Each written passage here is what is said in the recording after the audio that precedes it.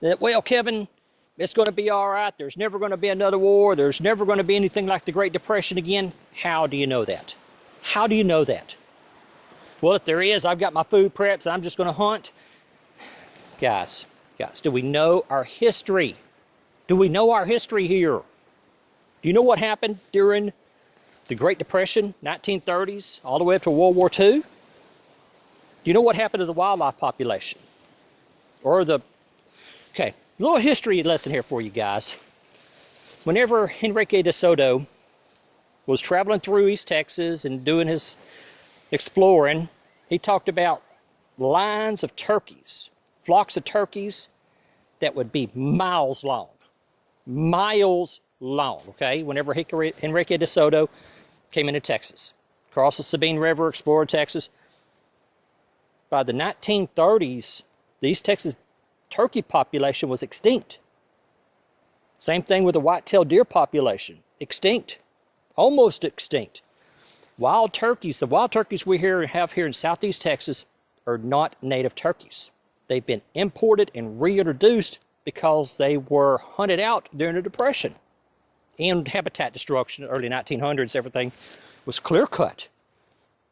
White-tailed deer population. White-tailed deer were in East Texas at one time were so rare that it was a big deal to see one.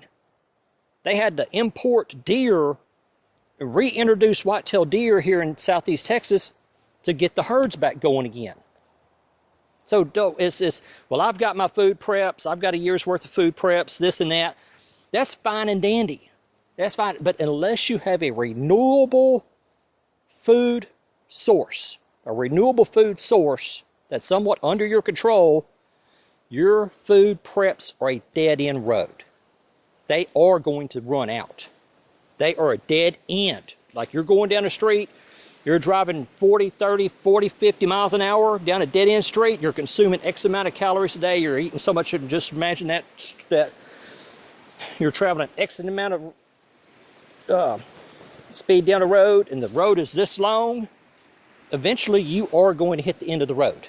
That's it. No more. No more food.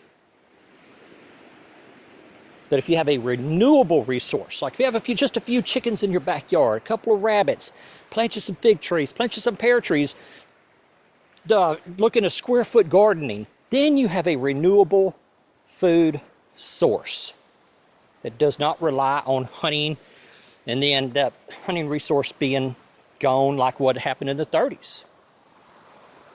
So no, it doesn't matter whether you've got a year or 2 years worth of food stockpiled.